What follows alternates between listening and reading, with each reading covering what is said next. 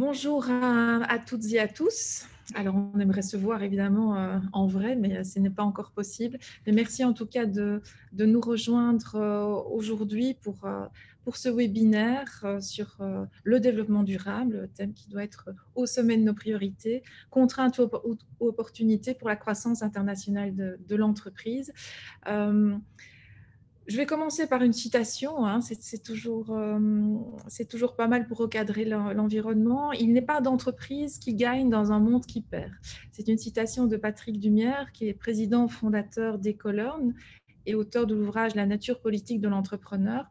Elle résume à merveille pourquoi nous avons choisi d'inscrire dès 2020 le développement durable et les objectifs de l'agenda 2030 des Nations Unies, les fameux ODD, comme fil rouge de nos actions internes et externes.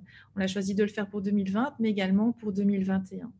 Alors, c'est clair qu'en tant que partenaire des entreprises wallonnes dans leur démarche d'internationalisation, eh bien, notre rôle, nous, ce sera vraiment de conscientiser un maximum d'entreprises à l'importance d'intégrer la durabilité dans leur processus de management global.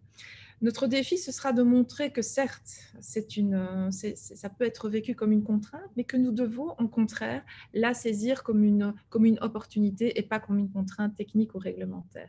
Parce qu'on sait, plusieurs études le démontrent, que l'inaction aujourd'hui entraînerait des risques de plus en plus importants en termes de compétitivité à l'avenir. Et donc, nous sommes là aussi pour anticiper avec vous tous, anticiper dans la réflexion plutôt que de se précipiter quand il sera moins une.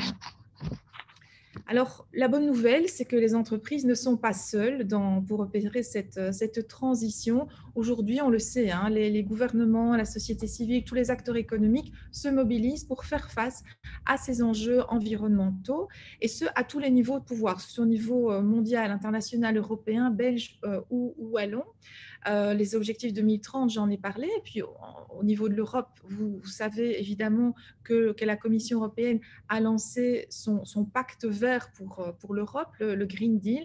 C'est un ensemble de mesures très ambitieuses pour permettre aux citoyens, aux entreprises de l'Union européenne de profiter de cette transition énergétique, de faire de l'Europe le premier continent climatiquement neutre au monde d'ici à 2050. Alors, toujours au niveau européen, vous savez aussi que les échanges internationaux se règlent de plus en plus au travers d'accords de libre-échange. Or, ces accords concernent non seulement les échanges de biens et services, mais aussi le respect de normes et de valeurs. Et aujourd'hui, les accords de libre-échange dits de seconde génération, eh bien, intègrent non seulement les barrières tarifaires comme leurs prédécesseurs, mais contiennent aussi beaucoup de dispositions sur le respect des normes en matière de travail, en matière sociale notamment, mais aussi au niveau de la propriété propriété intellectuelle, ou encore des engagements beaucoup plus poussés en matière de développement durable. Et puis au niveau belge, évidemment, notre gouvernement fédéral a annoncé vouloir réconcilier la prospérité, la justice et la durabilité, en faisant du développement durable vraiment la colonne vertébrale de son action politique. Et puis enfin, au niveau wallon, qui nous concerne encore davantage, eh bien, lui aussi, le gouvernement wallon apporte sa pierre à l'édifice, notamment dans le cadre de sa déclaration de politique régionale, qui couvre donc toute la législature jusqu'en 2024 et qui reprend notamment le développement d'une filière de recyclage de plastique en Wallonie, le soutien aux politiques de mobilité durable, la promotion de l'économie circulaire, ou encore la promotion des 5 nouveaux axes de la spécialisation intelligente, notamment les matériaux circulaires, l'énergie renouvelable, l'habitat durable, l'agriculture du futur, ou encore les technologies environnementales. Bref, tout le monde s'attache au niveau politique comme au niveau citoyen à soutenir cette démarche de durabilité. Alors, notre rôle là-dedans, quel sera-t-il? Eh bien, nous, notre rôle, ce sera bien évidemment de continuer à soutenir le développement de solutions, de services, de technologies wallonnes qui contribuent au développement durable. On le sait, nous avons beaucoup de leaders wallons dans ces compétences-là, la gestion des déchets, le traitement de l'eau, les énergies renouvelables, la valorisation de la biomasse. bref, toutes nos entreprises innovantes qui proposent des solutions pour le futur. Et notre enjeu, ce sera aussi, à côté de la promotion de toutes ces entreprises leaders, de tous ces niches technologiques à promouvoir au niveau international, ce sera aussi d'intégrer, de stimuler l'intégration des enjeux sociétaux dans les stratégies de l'entreprise, de faire en sorte que les entreprises intègrent la durabilité dans leur ADN. Par exemple, par le choix de fournisseurs éthiques, par le bien-être au travail, par la mobilité douce, que sais-je. Alors, l'idée pour nous, c'était d'utiliser les bonnes pratiques des entreprises wallonnes qui existent, qui sont nombreuses, que nous avons déjà pu mettre en valeur lors d'un séminaire précédent pour sensibiliser les autres, parce que nous estimons qu'il n'y a pas mieux que les pairs pour expliquer à leurs pairs. Ce sera notamment le cas dans le cadre du Grand Prix à l'exportation, qui aura lieu fin de cette année en mode virtuel, bien évidemment. Eh bien, nous remettrons pour la première fois un prix pour l'entrepreneuriat et la transition durable. Donc, on veut vraiment donner ce signal de l'importance de l'investissement dans la transition durable. Alors, c'est clair, la crise du Covid a touché la planète entière et a donc évidemment réduit notre capacité à organiser des actions internationales, c'est le moins qu'on puisse dire, de soutien à la promotion du savoir-faire de nos entreprises dans le monde, et notamment en matière de développement durable. Ce n'est que partie remise. Nos programmes d'action vont se poursuivre. Ils sont ambitieux sur 2021, et notamment pour remettre à l'agenda toutes ces actions au niveau du développement durable. Et on va se greffer un maximum de missions ou de foires qui adresseront ce sujet. Et puis en parallèle, nous allons organiser des formations, des webinaires comme celui-ci, des rencontres entre entreprises, acteurs du changement, comme l'Union wallonne des entreprises, ambassadeur SGD 2020, qui prendra avec Olivier Doissège, qui prendra la parole dans quelques instants. Nous avons aussi développé plusieurs outils, comme un guide pratique Entreprendre durable à l'international, des répertoires des technologies vertes wallonnes, pour vraiment référencer nos technologies dans le monde. Et donc, tout ça est en cours de finalisation et donc seront mis à disposition des entreprises très rapidement.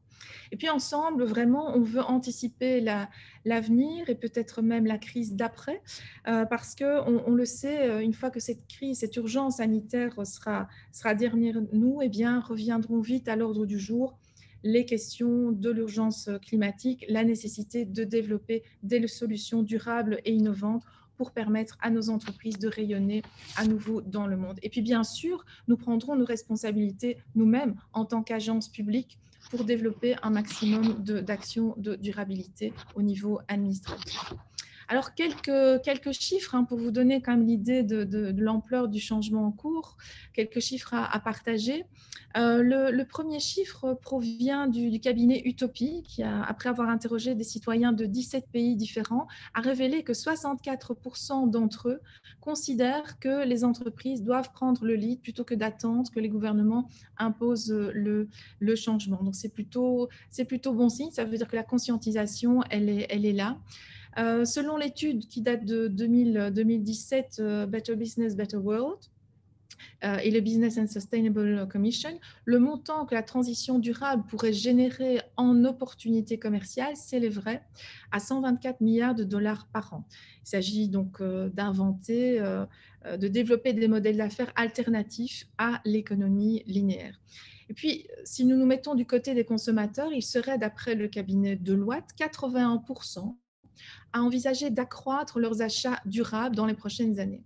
Et pour terminer, je reviens sur la publication du baromètre Credendo, qui est Trends Tendance, qui sortira dans les prochains jours, et qui indique la motivation des entreprises à se mobiliser pour l'environnement, même si cela devait impacter leur business. Donc, c'est une bonne nouvelle, la conscientisation est là. Nous voulions en faire partie, taper sur le clou cette année et l'année prochaine, avec tous les partenaires qui sont là aujourd'hui, avec vous qui êtes derrière votre écran. Et je laisse tout de suite la parole à Dominique Tournois, qui va présenter les orateurs suivants, Olivier Doissège, Carlos de Smet et Maxime Walleran. Voilà, merci beaucoup à tous. Merci beaucoup, Pascal Delcominette. Je voudrais juste, avant de passer la parole à nos orateurs du jour, Attirer votre attention sur la possibilité de poser des questions-réponses, mais uniquement par écrit. Je vous invite donc à utiliser l'onglet questions-réponses qui est mis à votre disposition dans le cadre de ce webinaire, et nos orateurs seront à votre disposition via mon intermédiaire, puisque j'essaierai de fidèlement reproduire vos questions pour y répondre autant que possible dans le timing qui est prévu pour notre webinaire de ce jour. Je vais maintenant passer la parole à notre partenaire du jour, puisque c'est un webinaire que nous co-organisons avec l'Union Wallonne des entreprises. Et je cède la parole à Monsieur Olivier de Wassège, qui est administrateur délégué de l'UE. Merci Madame Tourneur et merci Pascal pour cette introduction, et merci de donner l'occasion à l'Union Wallonne des entreprises d'intervenir dans ce séminaire. Vous savez que c'est une matière qui nous tient évidemment particulièrement à cœur. L'Union Wallonne des entreprises a donc la chance d'être SDG Voice de 2020. C'est un honneur d'avoir été choisi par le gouvernement fédéral pour remplir ce rôle, d'autant plus que nous sommes la seule organisation wallonne à l'être. L'objectif donc de ce mandat, c'est de faire connaître les 17 objectifs de développement durable auprès des entreprises wallonnes et évidemment de les inciter à l'action. Et un de nos rôles, c'est aussi de montrer que les 17 objectifs de développement durable, ce n'est pas seulement les questions environnementales, mais qu'il y en a beaucoup d'autres qui impactent aujourd'hui les entreprises et leur stratégie. Évidemment, pour nous, ce mandat, c'est un an, mais c'est un travail de long terme qu'on a envie de faire. On a déjà démarré lors de notre cocktail de Nouvel An en janvier 2020 sur les entreprises justement moteurs de cette transition. On organise des tas de séminaires où on y participe comme à celui-ci.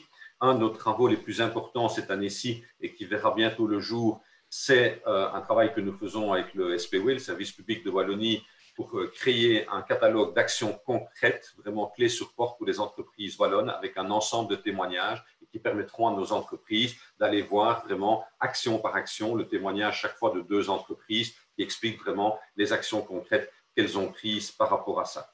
Alors, avant de venir peut-être un peu plus sur le baromètre justement SDG de cette année-ci, je rappelle aussi que toute organisation peut solliciter pour devenir SDG Voice.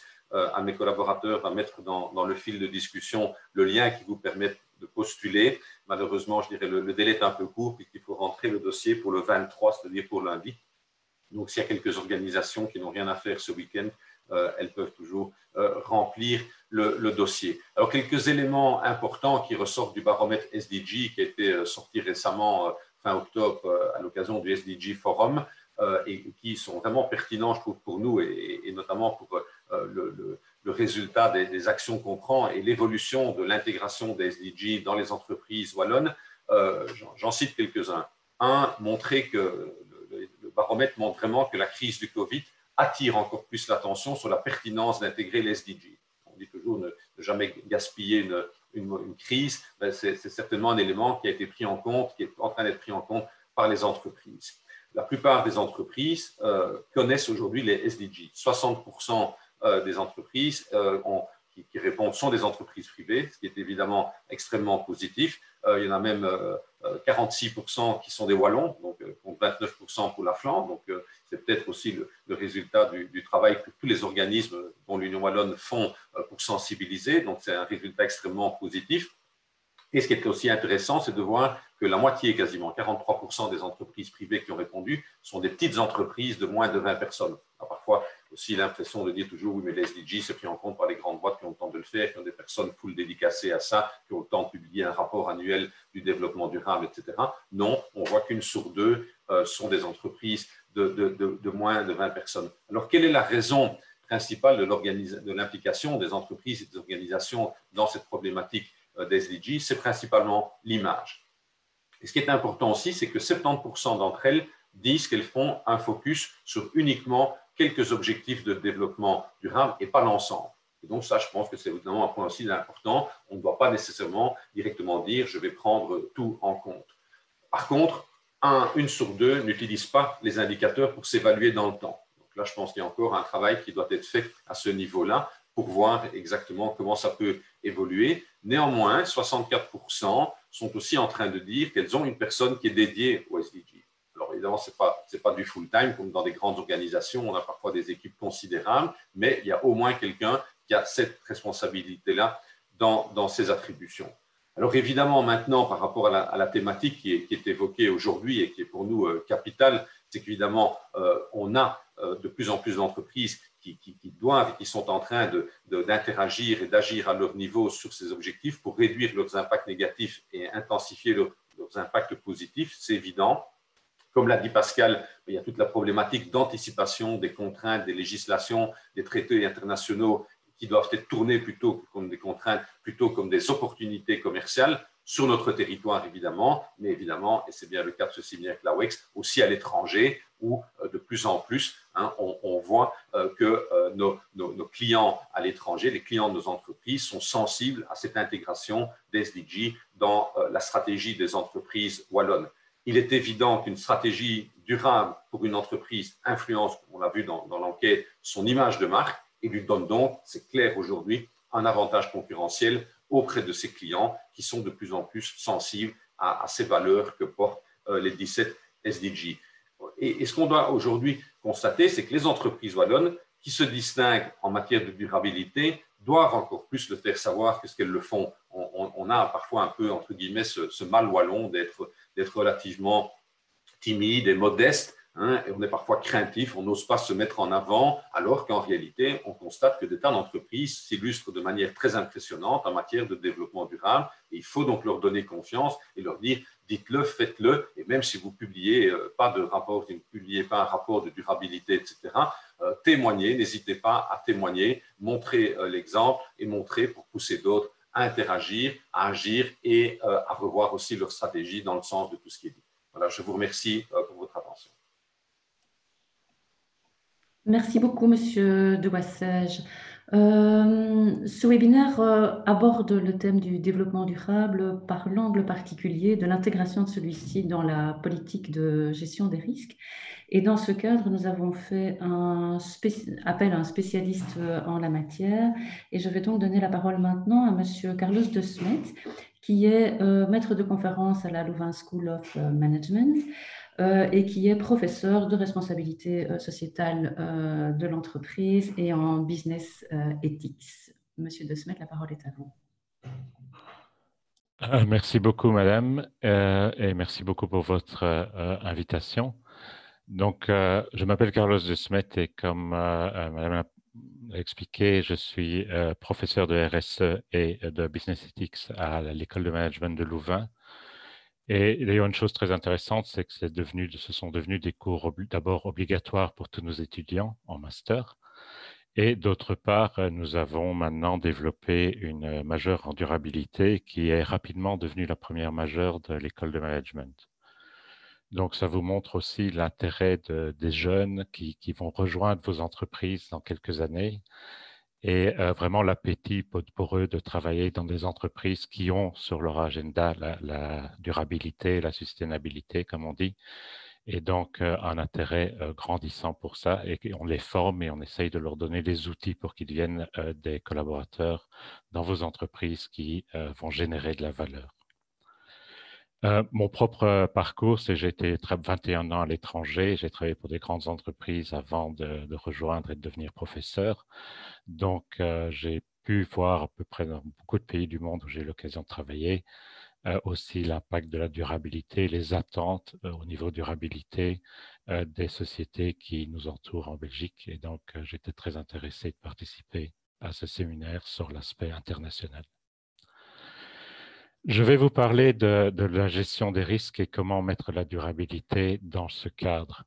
Et je me permets de faire quelques rappels sur la gestion des risques. Et puis, je voulais vous montrer aussi comment la durabilité a évolué au cours des années précédentes, un petit historique. Et cela nous permettra de parler, en fait, ensuite de comment gérer ces risques de la durabilité au sein de votre portefeuille. Après cela, on aura l'exemple d'une société Galère qui a été également invitée.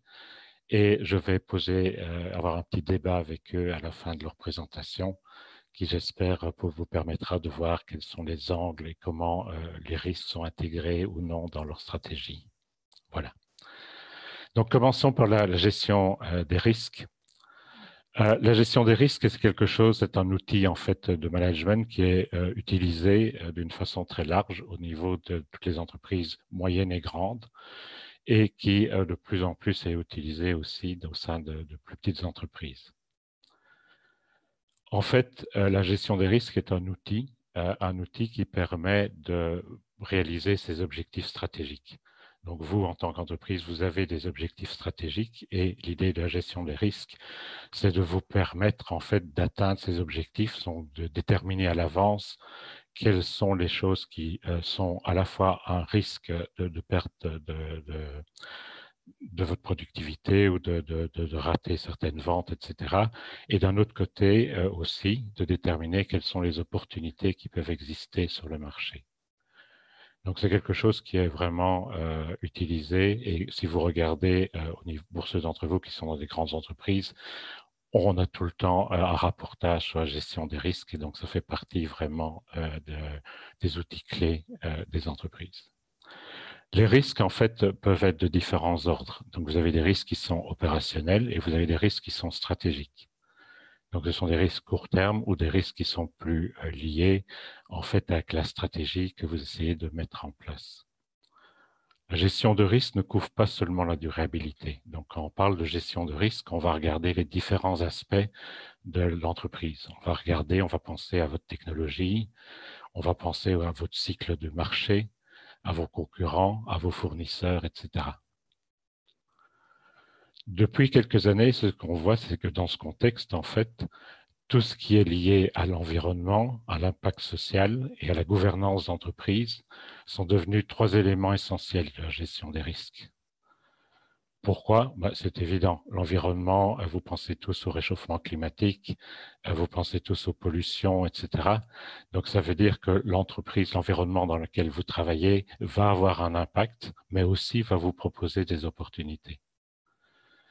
La société, on le voit encore avec cette crise, nous vivons dans une société, donc nous devons vivre dans un tissu social qui est de qualité pour pouvoir développer une société. Vous devez pouvoir avoir accès à des employés, vous avez un impact sur la communauté qui est autour de vous, ces personnes vont aussi être des clients. Donc forcément, l'impact social de l'entreprise privée est important sur la société dans laquelle elle vit. Et si elle vit dans une société qui est de qualité, qui s'épanouit, eh bien la chance de développer vos services et vos produits est beaucoup plus grande. Et enfin, Madame Delcominette en a parlé, l'éthique. L'éthique, la gouvernance, la façon dont vous gérez l'entreprise, la transparence sont devenus maintenant des éléments essentiels. Et donc, des partenaires, et surtout par exemple des partenaires surtout étrangers qui ne vous connaissent pas, veulent de plus en plus forcément travailler avec des entreprises qui sont éthiques et transparentes. Et donc, vous devez pouvoir, en tant qu'entreprise, montrer une sorte de bulletin avant de devenir un partenaire. Pourquoi? Parce que si vous avez un problème éthique majeur, votre partenaire risque d'être affecté. Pensez simplement dans l'autre sens, tous les scandales qui sont arrivés, pensez à Apple avec leurs fournisseurs en Chine, pensez au niveau des entreprises textiles avec leurs fournisseurs au Bangladesh, etc. Le fait qu'un de vos partenaires dans votre chaîne de valeur est affecté par des scandales éthiques, ça peut être le travail des enfants, ça peut être l'exploitation de certaines couches de population, de certains groupes, va avoir un impact sur la réputation de l'entreprise.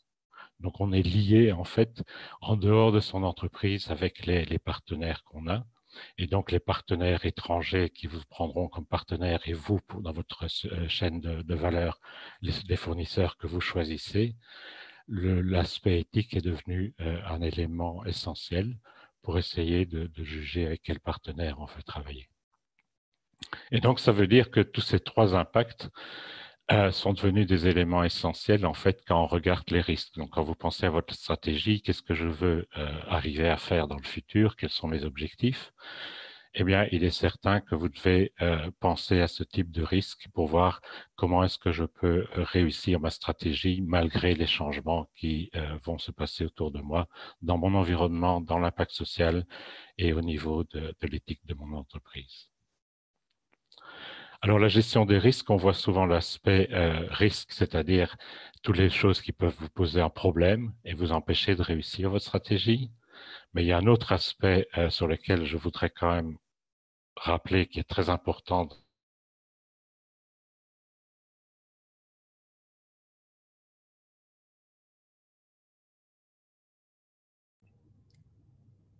Je ne vous entends plus, moi. Le nombre de projets que vous pouvez faire, etc. Donc, il y a énormément, quand on pense gestion de risque, on pense également à cet aspect opportunité, qu'est-ce qu'on pourra faire. Je pense que je n'ai pas le contrôle des slides, donc si vous pouviez me le redonner, s'il vous plaît. Voilà, merci.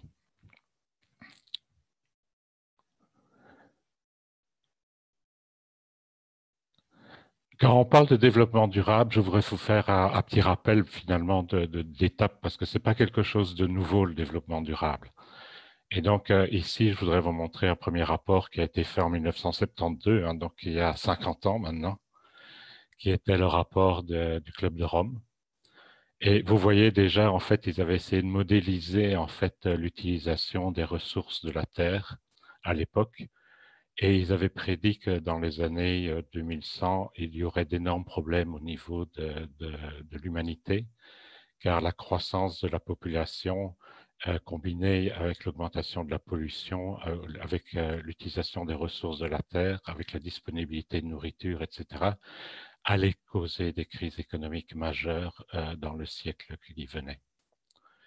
Et à l'époque, c'était quelque chose qui avait été mis en doute, en fait, et qui avait été vivement critiqué par beaucoup d'économistes. C'était un des premiers modèles informatiques qui avait été fait. Et ce qui est intéressant, c'est qu'ils ont, au début des années 2000, ils ont retourné le modèle. Et en fait, malheureusement, ce qu'ils avaient prévu était vrai, mais même un petit peu pessimiste. En fait, les choses se sont passées plus rapidement qu'ils n'avaient prévu. Et donc maintenant, la question ne se pose plus. Je pense que tout le monde est conscient qu'en fait, on vit sur une terre avec des ressources limitées. Et donc, il y a un problème, il y a des limites à la croissance purement économique et on doit trouver des modèles de fonctionnement qui sont différents. Et donc, tout l'aspect de développement durable, toutes les idées de développement durable, en fait, viennent de ce type de réflexion qui déjà avait été posée il y a une cinquantaine d'années. Vous dire un mot aussi sur un rapport que vous avez certainement tous entendu, qui a donné un peu la définition du développement durable, qui est celle qui est toujours utilisée aujourd'hui. C'était le rapport en 1987 qui a été fait par the World Commission on Environment and Development, le rapport Brundtland, qui est connu parce que Mme Brundtland était Premier ministre de la Norvège, si je me souviens bien, à l'époque, et avait chargé de ce rapport. Et donc, ils sont arrivés à cette conclusion que le développement durable est un développement qui répond à nos besoins, aux besoins des générations présentes, sans compromettre la capacité des générations futures de répondre à leurs besoins.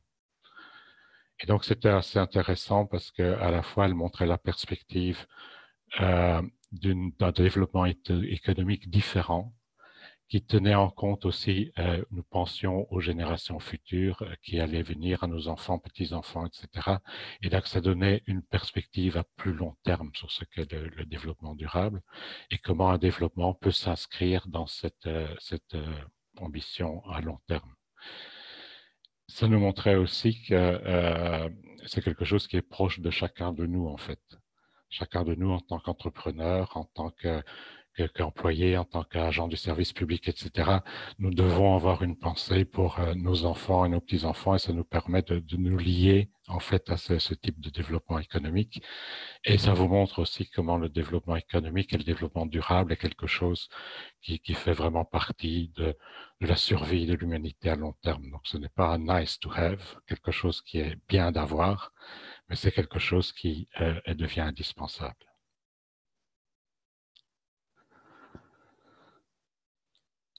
Monsieur Ecklington, je voudrais dire un mot de lui. Donc, c'est un livre qu'il a écrit en 1997, qui était The Cannibals with Forks, les cannibales avec des fourchettes. C'est un peu une façon de montrer, c'est nous en fait, qui mangeons à la table de l'humanité sans penser au futur. Et ce qui est très intéressant, il a ce concept que vous avez sans doute entendu, que finalement, pour avoir une société qui est soutenable dans le futur, eh bien, il y a 3 pattes qui doivent être utilisées. Il y a donc, vous voyez ce tabouret à droite qui vous montre que on a une triple bottom line, c'est-à-dire on a en tant qu'entreprise non seulement son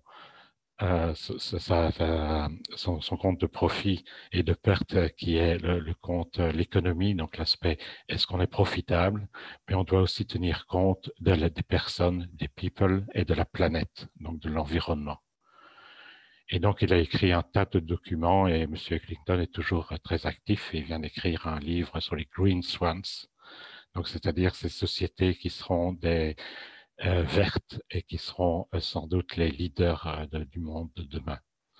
Donc, je vous conseille ce type de lecture si ça vous intéresse. C'est quelqu'un qui est visionnaire, mais qui est aussi un entrepreneur. Et donc, il s'appelle lui-même un serial entrepreneur. Donc, c'est quelqu'un qui crée de nombreuses sociétés, qui est extrêmement actif en tant qu'entrepreneur et qui a beaucoup écrit et réfléchi dans ce domaine-là et qui est une personne qui est toujours très impliquée dans ce domaine. Je pense qu'il était l'invité d'ailleurs de la session SDG forum l'année passée. Je pense qu'il est intervenu dans cette session.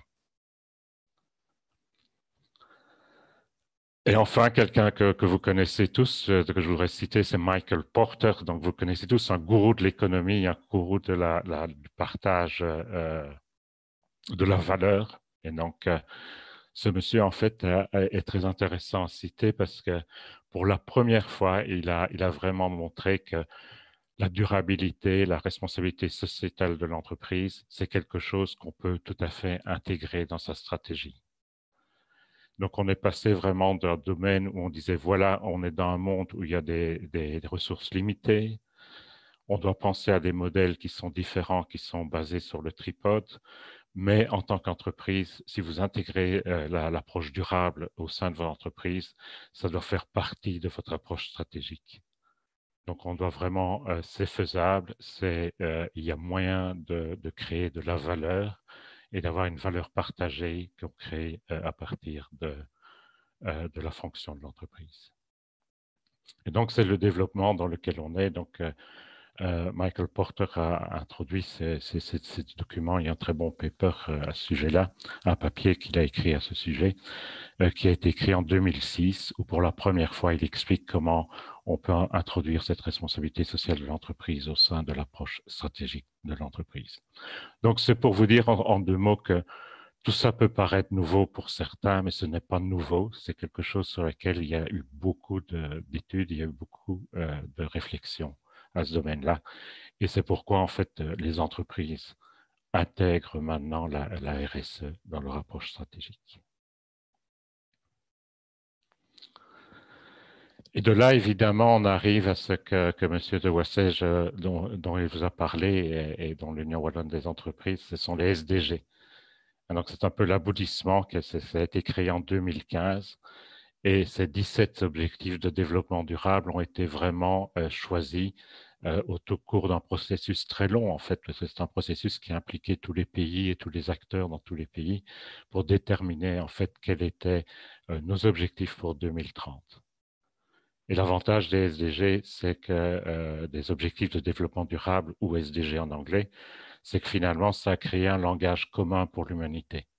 C'est ce qui nous manquait parce qu'on parlait de développement durable, on parlait de sustainabilité, on parlait de responsabilité sociale, etc. Et là, en fait, on se disait comment cristalliser tout cela. Et les SDG, ça a été le moyen de cristalliser en fait toute cette réflexion. Je vous ai mis aussi le lien vers le site de développement durable. Il y a un site en anglais, mais il y a aussi en français. Et vous pouvez trouver énormément d'informations sur ces développements durables. Ce qui est bien, c'est ce que je pense au niveau du développement durable, c'est ce langage commun. Donc, quand vous travaillez à l'international, quand vous regardez certains objectifs de développement durable, vous allez parler exactement le même langage avec un collègue qui se trouve au Kenya ou une autre entreprise au Kenya ou aux États-Unis ou en Chine. Donc, ces entreprises vont réfléchir, vont parler selon les mêmes types d'objectifs. Et vous voyez donc que les 3 P, si vous vous souvenez du People, Profit et Planet de M. Ecklington, sont devenus 5 P. Donc vous voyez, les planètes restent avec tous les objectifs de développement durable qui sont liés en fait à l'environnement, au développement de la planète.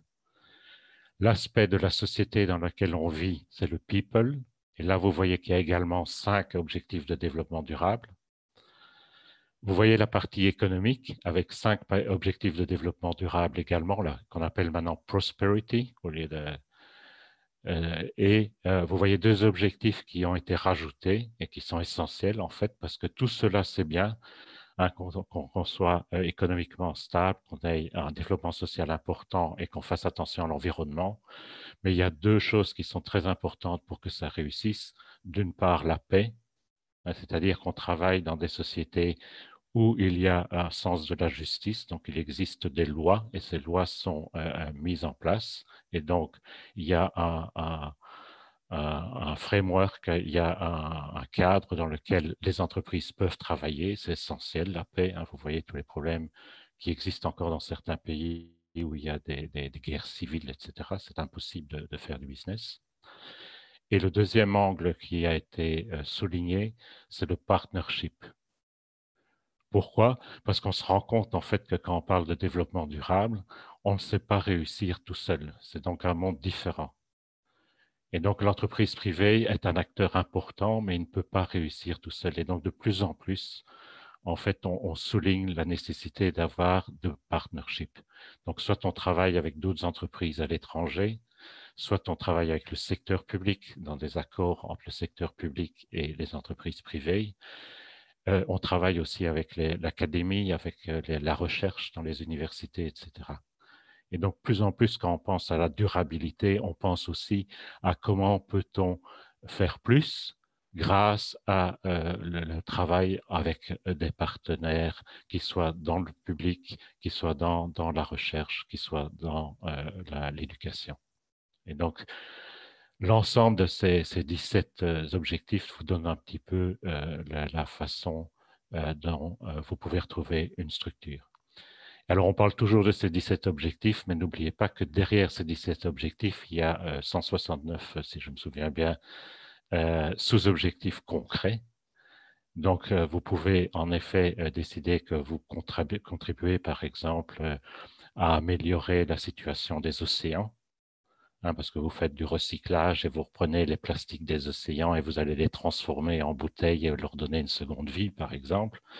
Mais vous pouvez aller donc dans chacun de ces objectifs et voir un ou plusieurs de ces sous-objectifs qui sont concrètement quelque chose à laquelle, en tant qu'entreprise privée, vous contribuez, ou cela peut vous donner aussi des idées sur de nouveaux services, de nouveaux produits que vous pouvez vendre et promouvoir.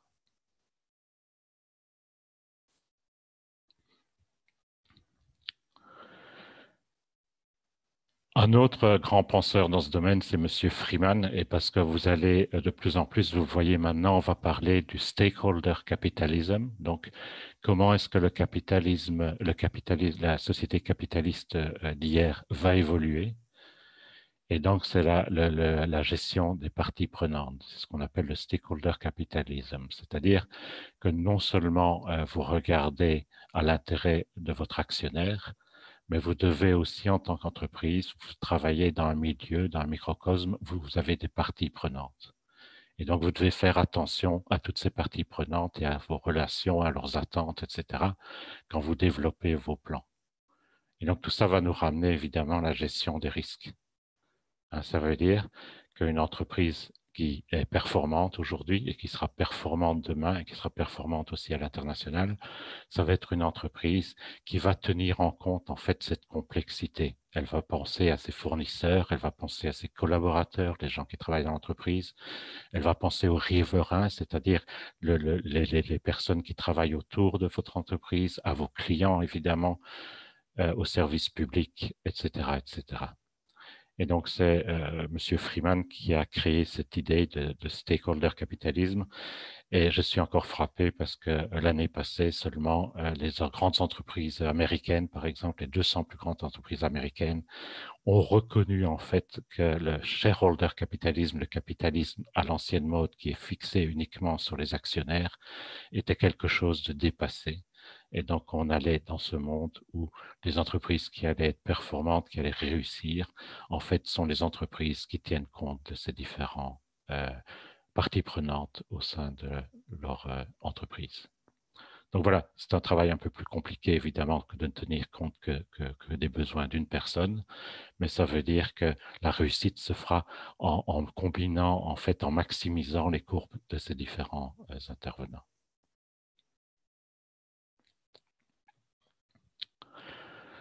Alors, les parties prenantes, eh bien, les parties prenantes, en fait, c'est une source d'inspiration. On avait parlé d'opportunités dans la gestion des risques, et donc les entreprises qui vont réussir dans le futur sont des entreprises qui sont à l'écoute de leurs parties prenantes. Pourquoi? Parce que les parties prenantes, vos clients, vos fournisseurs, etc., elles peuvent être soit les partenaires, soit les incitateurs, en fait, pour vous aider à trouver des solutions innovantes. On a parlé aussi, Mme de Cominette a parlé d'économie circulaire. Donc, c'est une attente des gens. On sait qu'on est dans un monde où le produit, les matériaux sont finis.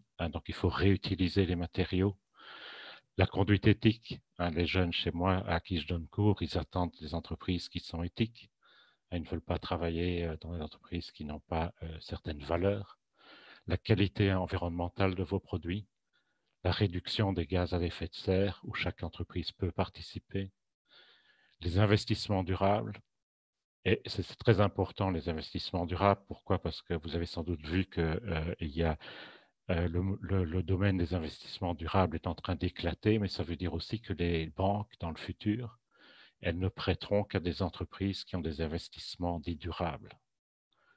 Donc, si vous arrivez avec des investissements qui ne sont pas durables, vous aurez un accès plus difficile aux sources d'investissement, etc. Et donc, ça vous permet, quand vous avez une démarche de risque, si vous écoutez en fait ces parties prenantes, en plus de vos propres idées, de penser à l'impact potentiel sur vos affaires, sur votre business. Et donc, impact à la fois, comment est-ce que je peux mieux répondre aux attentes des clients en faisant certains investissements, comment est-ce que je peux développer de nouveaux produits, de nouveaux services. Et donc, vos réponses, en fait, c'est quelque chose que les personnes autour de vous, les parties prenantes vont regarder. Et donc, c'est très important aussi à l'international parce qu'on va vous demander quelle est votre empreinte environnementale, quelle est la qualité de vos produits, de vos services, quelle est la qualité de votre gouvernance, quel est l'impact social que vous avez sur votre chaîne d'approvisionnement, comment est-ce que vous travaillez ces différents acteurs. Et donc, la challenge, quand on parle de risk management, ce sera d'une part de comparer vos ambitions, votre stratégie, et de réfléchir à ce que vous devez faire pour répondre aux attentes en fait du monde dans lequel vous vivez, vous allez vivre et des attentes qui vont apparaître sans nul doute dans les sociétés dans lesquelles vous travaillez. Mais ça vous donnera aussi, et donc il y a par exemple ce rapport que Mme Delcominette a cité, de saisir toute une série d'opportunités commerciales. Pourquoi? Parce que dans ces 17 SDG, ça représente vraiment les besoins du monde pour le futur. Et donc là-dedans, il y a toute une source d'idées et d'opportunités commerciales que, en tant qu'entreprise, vous pouvez, à laquelle vous pouvez réfléchir. Alors, je ne peux pas m'empêcher, évidemment, si je vous parle de risque, de vous montrer une matrice de risque, parce que c'est quelque chose, donc c'est un outil, en fait, qu'on utilise. Et si vous regardez l'outil, ça vous permet, en fait, quand vous réfléchissez sur toutes ces demandes, d'une part, de réfléchir le long de l'axe de l'impact, c'est-à-dire quel est l'impact que ces changements vont avoir sur mon entreprise? Est-ce que c'est un impact qui va être réduit, niveau 1 jusqu'à niveau 5, qui a un impact très important? Donc, est-ce que, par exemple, un changement climatique de 4 ou 5 degrés, je travaille avec beaucoup d'entreprises pour le moment, par exemple, qui vont se dire, s'il y a un changement climatique dans telle région du monde dans laquelle j'exporte ou avec laquelle je travaille, qu'est-ce que ça veut dire, en fait, pour mon usine? Est-ce que ça veut dire que je dois faire des investissements pour que mes ouvriers puissent encore travailler? Est-ce que j'aurai encore accès à de la main-d'œuvre? Parce que cette main-d'œuvre risque d'émigrer s'il n'y a plus s'il fait trop chaud dans cette partie du monde, il n'a plus d'accès à l'eau, etc., etc. Et donc, cette partie de gestion des risques vous permet en fait de mesurer quel est l'impact. Et vous voyez que j'ai évidemment des couleurs qui ressemblent à des feux rouges, hein, c'est ce qu'on utilise souvent. Mais en fait, l'idée de ces couleurs, c'est évidemment de regarder et de choisir et de sélectionner les risques les plus importants auxquels vous devez penser. Et donc, l'autre angle que vous pouvez regarder, c'est la probabilité. Donc, quand on regarde en fait un de ces événements, et je pense que je vais parler ici plus des événements au niveau environnement ou au niveau social, etc., vous pouvez vous dire, est-ce qu'il y a une probabilité importante que cet événement arrive? Par exemple, si vous pensez au réchauffement climatique, la probabilité est hélas très forte à partir de toutes les données scientifiques que nous avons. Donc, vous pensez, oui, il y aura un réchauffement climatique. Est-ce qu'il sera de 2 degrés ou de 4 degrés? Je ne saurais pas vous le dire. Mais vous pouvez regarder quel serait l'impact de ce réchauffement climatique sur mon entreprise. Et ainsi de suite. Vous pouvez regarder aussi sur l'accès à certaines matières. Donc, il y a, par exemple, sur certaines matières plastiques, etc. Et donc, ça vous permet aussi de réfléchir, est-ce que j'ai des alternatives? Est-ce qu'il y a d'autres sources que je peux trouver pour me fournir sur ces alternatives? Est-ce qu'il y a une opportunité au niveau du business parce que ces produits vont manquer? Est-ce que je pourrais offrir ce type de produit?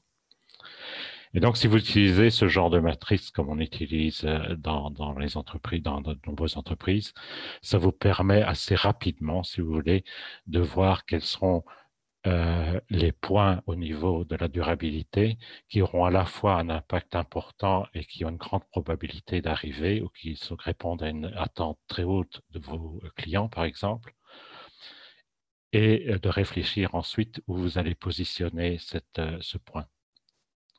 Et si ce point arrive dans les cases jaunes ou rouges, eh bien, c'est un signal très important pour vos entreprises parce que ça vous dit c'est quelque chose en tant que chef d'entreprise que je dois traiter absolument, sinon je n'arriverai pas à mettre en place la stratégie que j'ai.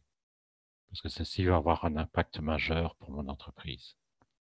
Et donc, c'est tout cela qui est contenu en fait dans la gestion des risques d'une façon simple, c'est de vous permettre de pouvoir identifier, mais aussi de pouvoir sélectionner ces risques qui sont plus importants pour vous.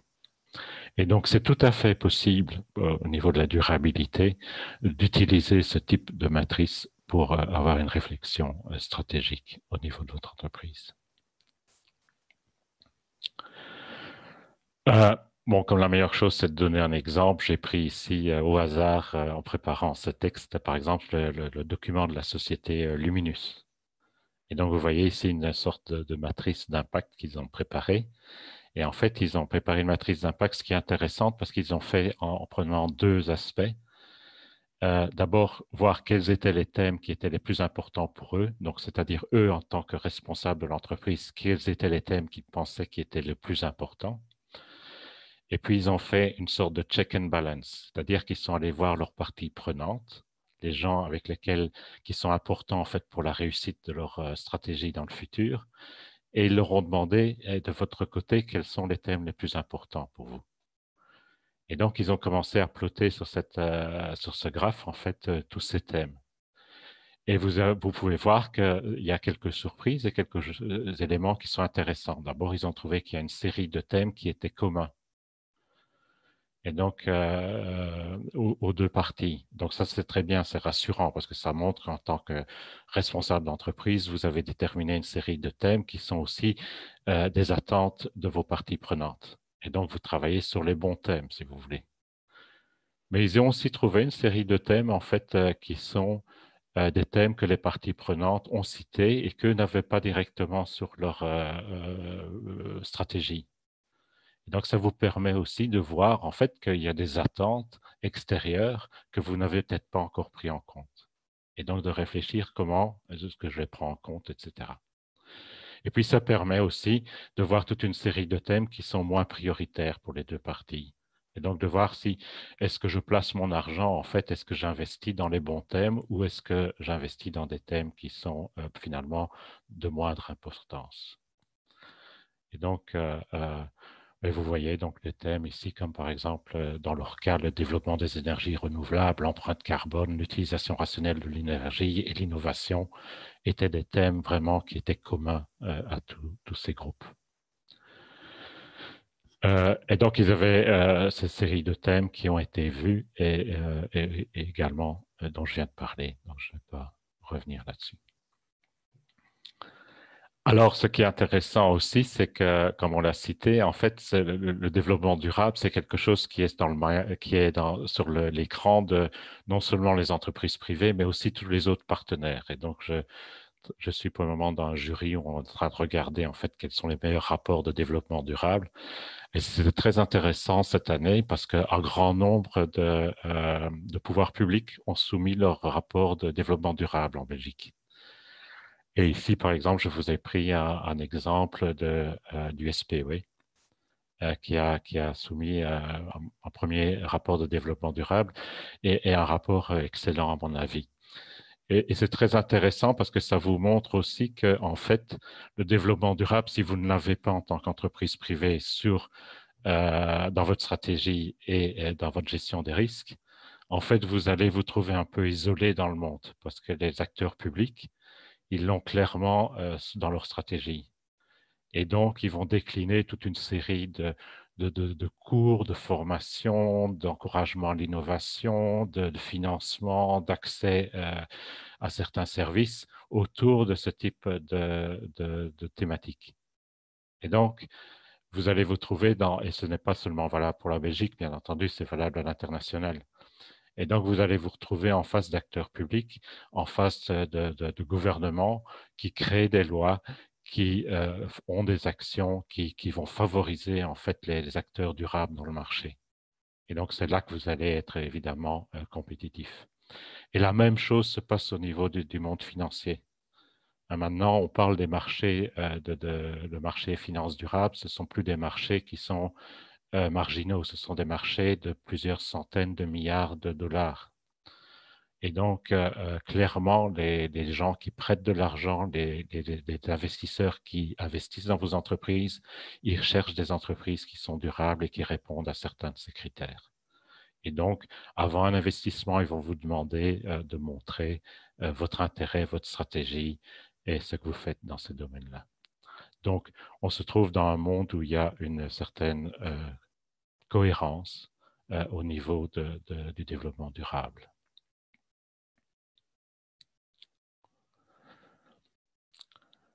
Et je voudrais terminer ici mon intervention avec juste 2 mots à l'international, puisqu'on est évidemment dans les entreprises internationales avec vous. Vos partenaires et vos clients internationaux, et j'ai eu l'occasion, je l'ai déjà vu dans les entreprises dans lesquelles je travaille à l'étranger, etc., ils vont vérifier en fait ce que vous faites dans le développement durable. Donc, soit ils le feront via des questionnaires, soit ils vont utiliser des agences de rating internationales. Prenez par exemple EcoVadis. Et donc, avant de travailler avec vous, ils feront une enquête qui n'est plus non seulement l'enquête de l'ancien temps où on regardait avez-vous la capacité technique et économique de délivrer, mais est-ce que vous avez aussi cet aspect durable dans vos capacités? Et j'étais très content d'entendre évidemment que beaucoup d'entreprises wallonnes ont toutes ces capacités, sont des leaders dans ce domaine. Donc, c'est vraiment quelque chose qui va devenir un point d'avantage compétitif. Il n'y a pas de doute là-dessus. Pourquoi? Parce que de plus en plus, une entreprise qui travaille avec un partenaire étranger veut que ce partenaire ait un certain statut Et s'il y a un problème, il sera obligé de démontrer qu'il a fait une bonne due diligence pour choisir ce partenaire. Donc, c'est très important.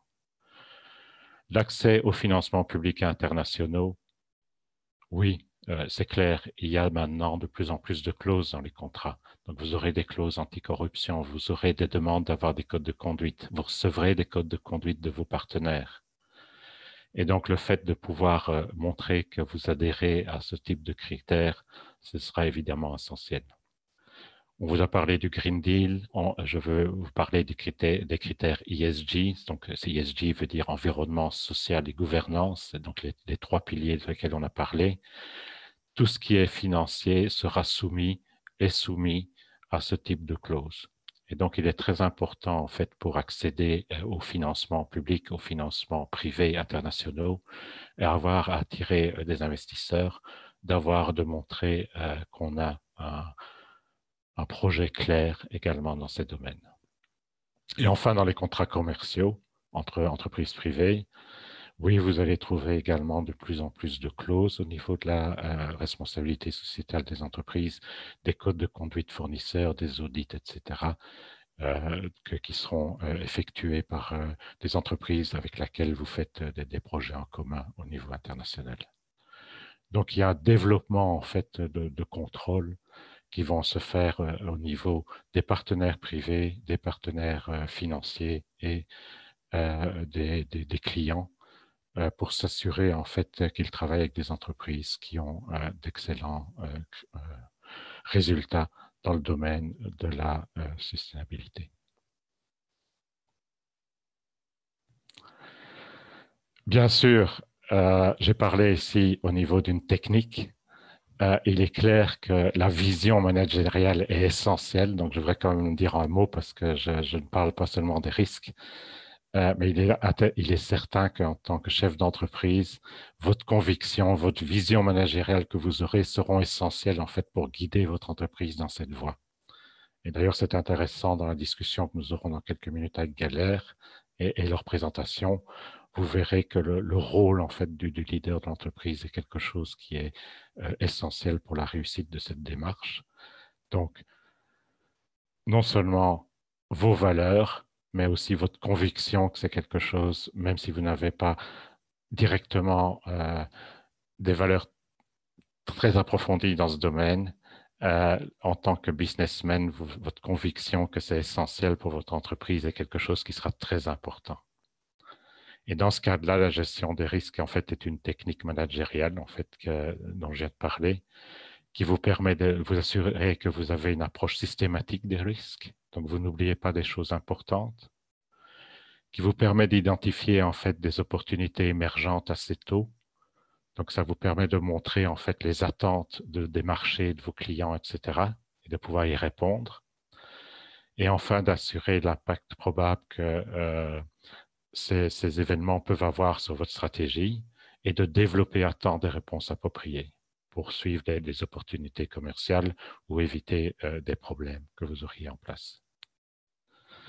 Voilà, c'était en quelques mots mon intervention et je pense qu'on pourra passer à l'intervenant de la firme Galère et puis après je lui poserai quelques questions pour voir dans quelle mesure ils utilisent l'approche des risques par rapport à ce qu'il nous dit. Merci beaucoup, Monsieur De Smet. J'en profite pour remercier aussi Olivier pour son intervention et la manière dont il a montré comment l'Union wallonne était l'ambassadeur de ces objectifs de développement durable. Et on s'en réjouit.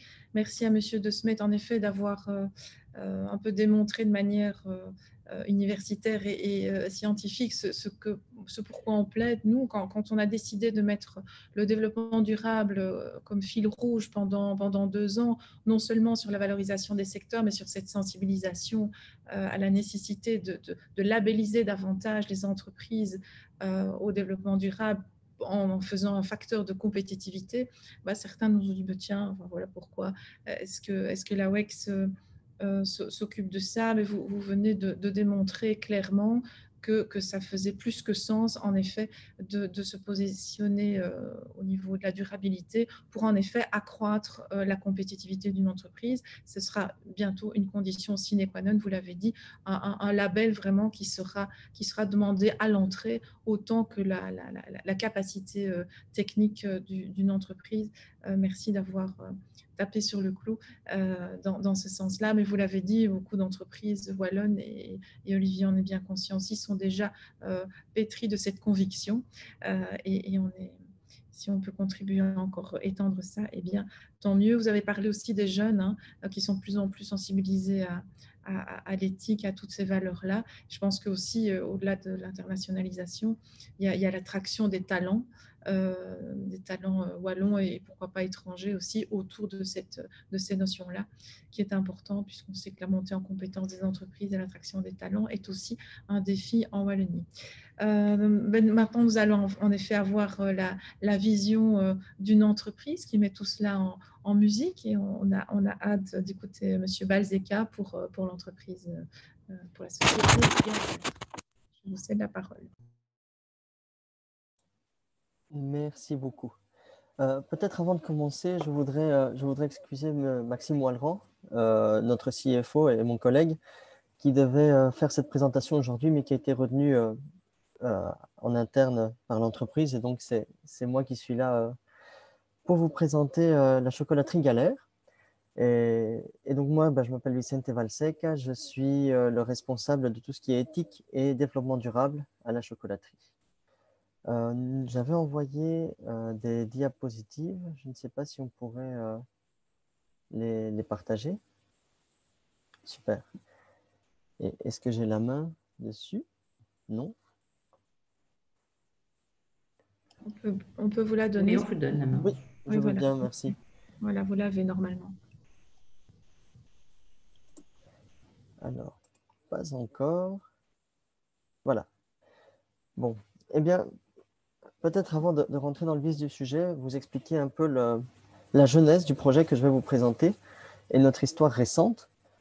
Donc, il faut savoir qu'il y a eu un changement d'actionnariat à la chocolaterie Galère fin de l'année 2018, où notre fondateur historique a quitté l'entreprise et où un ancien de la maison, Salvatore Ianello, est revenu à la tête de la chocolaterie Galère avec une idée de projet nouveau. En effet, Salvatore a travaillé pendant déjà de nombreuses années avant 2018 au sein de la chocolaterie, et il a quitté celle-ci en 2011, je pense, pour faire un voyage avec sa famille sur un bateau, et il est parti explorer le monde. Et durant son voyage, il a beaucoup réfléchi, et il a décidé que lui ne voulait plus investir son temps dans un projet qui ne serait plus éthique, qui ne serait plus durable. Et donc, en revenant à la chocolaterie fin 2018 pour la relancer, parce qu'il y avait quelques soucis financiers qui l'accablaient, il a mis comme condition de pouvoir transformer la chocolaterie, de pouvoir construire cette entreprise du 21e siècle qu'il avait rêvé, cette entreprise qui serait engagée, qui serait en faveur du people et de la planète, comme l'a présenté M. De Smet. Et donc, c'est comme ça que dès 2019, il présente ce projet à l'équipe qui va tout de suite adhérer et qui va le potentialiser pour arriver à ce que je vais vous présenter aujourd'hui. Et donc, ce que nous essayons de faire à la chocolaterie Galère, eh bien, c'est de changer de paradigme, d'arriver avec un nouveau paradigme qui est fort d'un constat très simple, c'est que la société est en train de changer, nous devons nous adapter, et en tant qu'entreprise, nous devons aussi nous adapter à ce monde nouveau qui est en train d'émerger et dont M. De Smet vient de nous parler assez précisément. Et ce nouveau paradigme dont je vous parle, eh bien, il se base sur une première notion qui est de dire non au rapport de force. Nous partons du constat que pendant tout le XXe siècle, les relations commerciales ont été dominées par ce rapport de force, c'est-à-dire qu'on essaye toujours d'avoir l'ascendant sur ses partenaires, l'ascendant sur ses clients, de vendre au prix le plus élevé, d'acheter au prix le plus bas, etc., etc. Et ça vaut aussi pour l'ensemble des parties prenantes. Ce que nous essayons de faire à la chocolaterie Galère, c'est de dire oui à la convergence d'intérêts.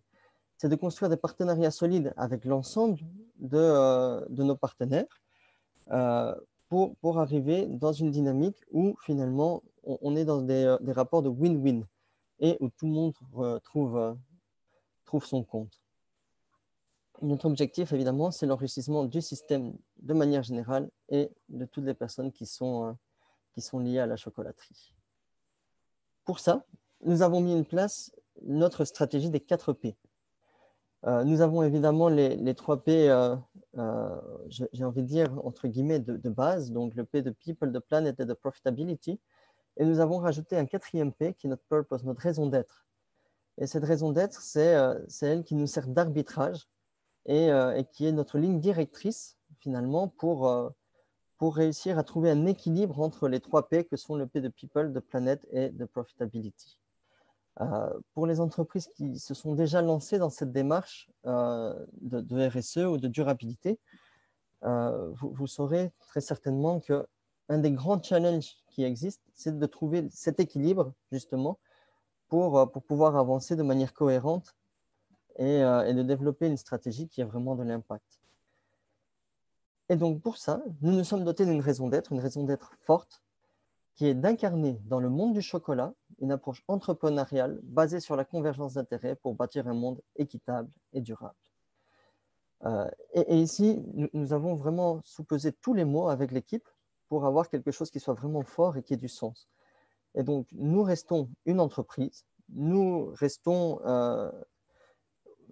continuons donc à nous autofinancer et donc le P de profit est toujours celui qui va nous permettre de survivre, mais nous ne le faisons pas n'importe comment. Nous le faisons dans cette dynamique, dans ce nouveau paradigme de convergence d'intérêts et notre objectif, c'est de bâtir un monde qui soit équitable et durable. Pour ça, la chocolaterie Galère a pris 4 premiers grands engagements. Le premier engagement, c'est évidemment envers son personnel, envers notre équipe. Nous sommes en train d'implémenter un mode de gouvernance nouveau au sein de la chocolaterie qui est basé sur l'holacratie. Nous avons constitué des cercles en fonction des différentes thématiques que nous devons aborder et tous les membres du personnel de la chocolaterie, sans exception, font partie d'au moins un de ces cercles. Et ces cercles sont chargés de prendre les décisions.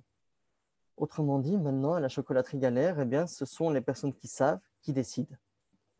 Et ça, c'est quelque chose qui est extrêmement important parce que nous pensions qu'il était temps de mettre fin à cette dynamique un peu classique, à ce système pyramidal où on a des personnes qui sont à la tête de la chocolaterie qui vont décider pour tout le reste sans forcément tenir compte des parties prenantes et du personnel qui est impliqué et qui connaît son métier finalement mieux que personne. Et voilà, et donc nous nous sommes fait coacher par une coach ici à Liège, Sabine Denis, qui nous a aidés à entrer dans ce processus et dans lequel nous allons pleinement rentrer dès janvier 2021 avec l'ensemble du personnel. Nous nous sommes aussi engagés pour la santé de nos consommateurs.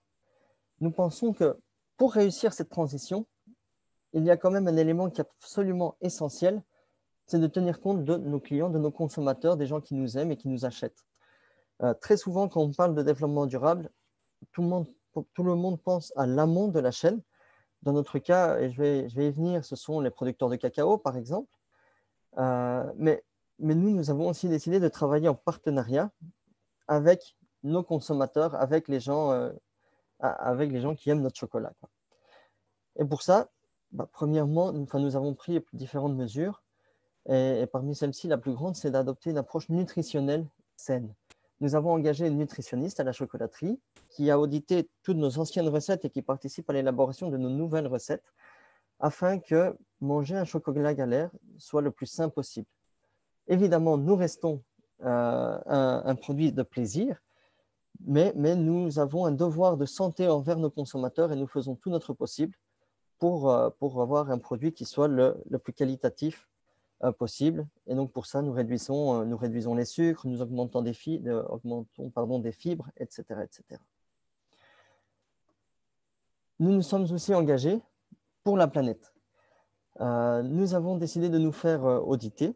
Nous avons audité notre impact environnemental avec une société partenaire qui s'appelle UCAN et qui utilise la norme PEF. La norme PEF, c'est une norme qui a été élaborée dans le giron de la Commission européenne et qui a une perspective qui est globale, systémique. Systémique pourquoi? Pour deux raisons. La première, c'est qu'on va mesurer l'impact environnemental de nos produits tout au long de leur cycle de vie, c'est-à-dire depuis la consommation de notre chocolat par nos consommateurs, et systémique parce que nous mesurons 16 indicateurs différents liés à notre impact environnemental. Évidemment, dans ces indicateurs, il y a la production de carbone, mais pas seulement. Nous mesurons aussi, par exemple, l'utilisation des sols ou la pollution à chacune de nos étapes. Notre engagement à la chocolaterie Galère, c'est de réduire de 25% notre impact environnemental d'ici les 5 prochaines années, ce qui est un engagement assez ambitieux. Il faut aussi savoir que quand on parle, et nous nous en sommes rendus compte durant ces 2 dernières années de travail, quand on parle d'impact environnemental, eh bien c'est un peu comme en anglais, il y a les faux amis. Et dans l'environnement également, notre impact ne se situe pas toujours là où on le pense.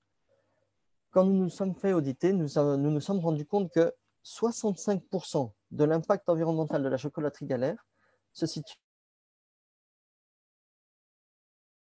en amont, auprès des producteurs de fèves de cacao. 65%.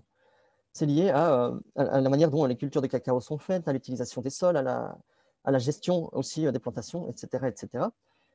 Nous savons aussi que 5% de notre impact est lié au transport de ce cacao jusqu'en Belgique.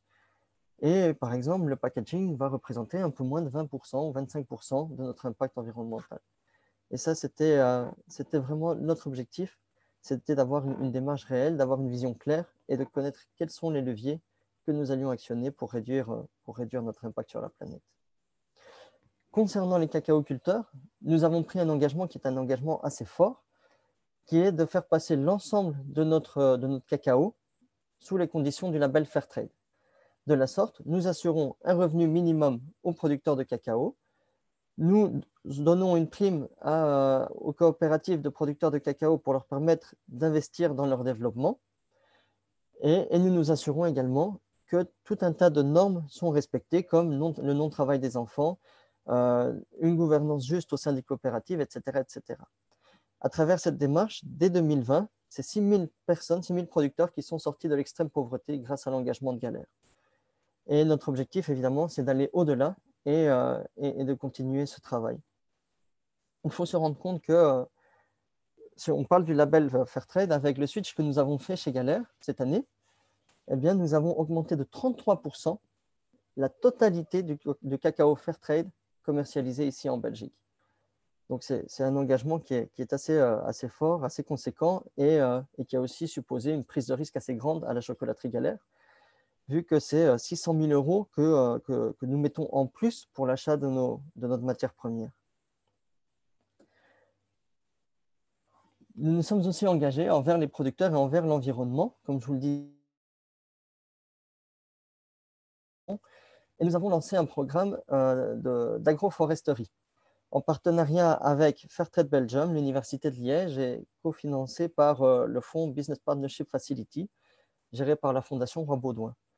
Ce programme a 3 objectifs. Premièrement, restaurer la valeur écologique du cacao. Nous travaillons en partenariat avec les producteurs pour planter des arbres autres que les cacaoyers au sein de ces cultures de cacao, afin d'augmenter la résilience des champs, des plantations cacaoyères.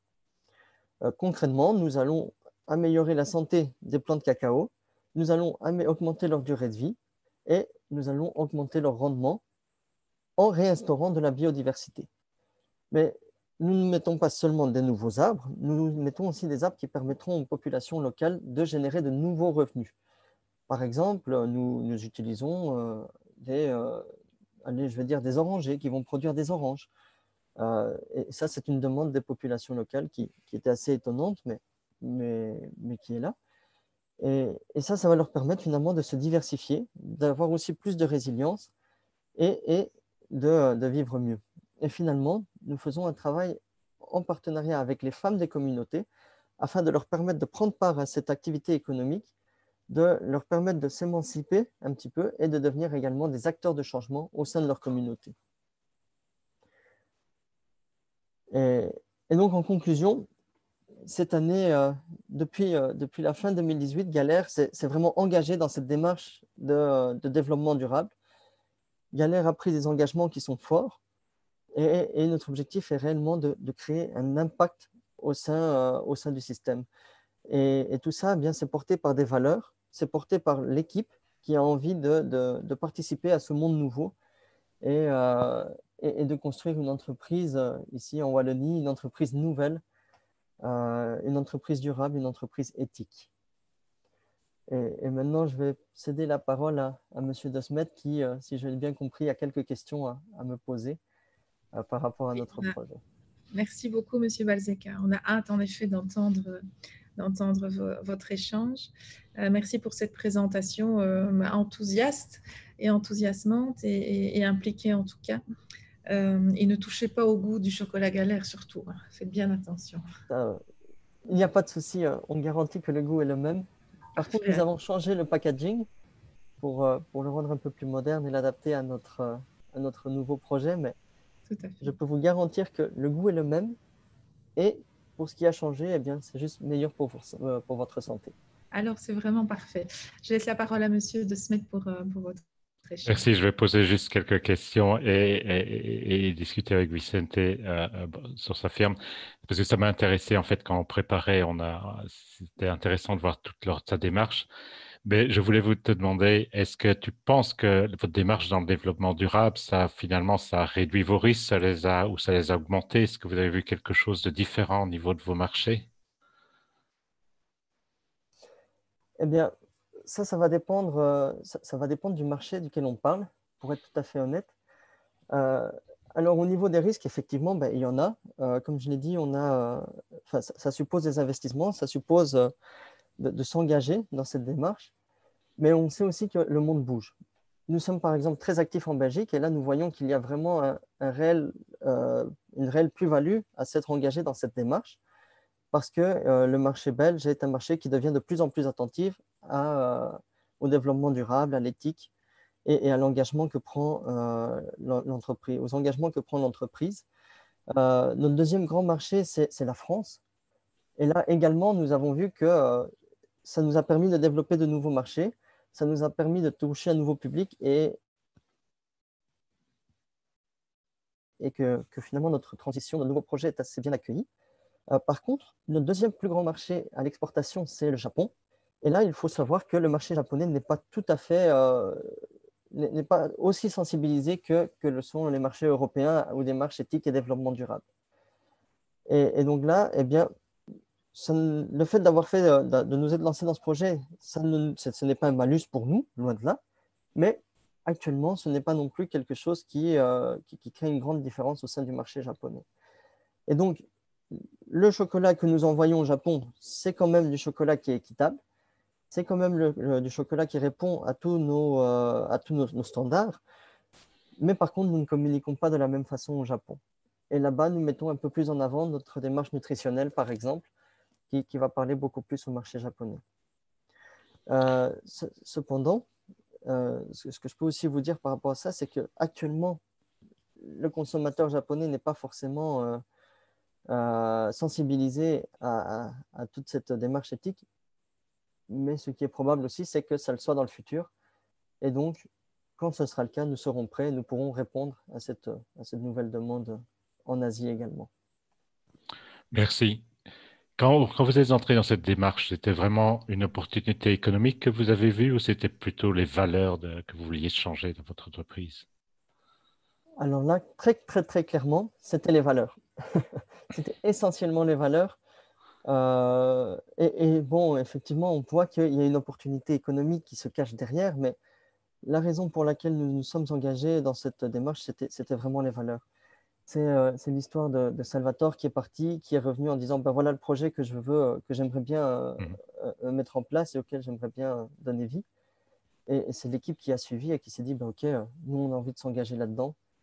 Et un peu, j'ai envie de dire entre guillemets, parce qu'on n'est quand même pas fou, mais entre guillemets, coûte que coûte, on va y aller et on va créer cette entreprise nouvelle. Super. Et quand vous regardez un peu vos concurrents, est-ce que tu penses que vous êtes un cavalier solitaire ou est-ce que vous voyez le marché bouger, les concurrents un peu suivre vos approches? Bah,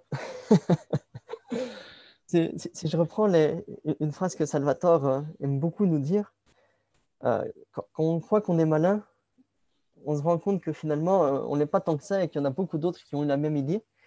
Et c'est un peu ce qui nous est arrivé à la chocolaterie Galère, où on s'est lancé dans cette démarche et on a constaté que plusieurs acteurs se sont également lancés dans ce genre de dynamique dans le secteur chocolat. Je peux par exemple vous citer Tony's Chocolonely, qui est une entreprise, un chocolatier des Pays-Bas, qui est en train d'arriver aujourd'hui sur le marché belge et et pour qui la raison d'être, c'est de lutter contre l'esclavage des enfants dans les champs de cacao, qui est une entreprise extrêmement engagée. Il y a aussi les marques propres comme Delicata de Deleuze ou le Way to Go lancé par Lidl, qui sont des marques de chocolat qui sont très investies dans le développement durable. Et aussi parmi nos différents concurrents, je peux citer par exemple Côte d'Or, qui a lancé son propre programme durabilité, le Cocoa Life. Et donc, si je résume un peu ça, finalement, on se rend compte qu'une grande partie du secteur cacao est aujourd'hui en train de bouger et de se positionner aussi dans le secteur durabilité. Et quand tu réfléchis sur votre challenge, qu'est-ce qui aurait pu vous freiner? Parce qu'on dit souvent que le développement durable, c'est cher, c'est difficile, c'est compliqué, il y a des tas de choses négatives.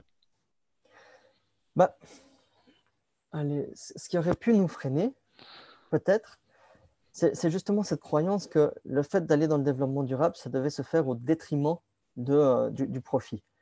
Et que donc, peut-être que nous n'en aurions pas les moyens.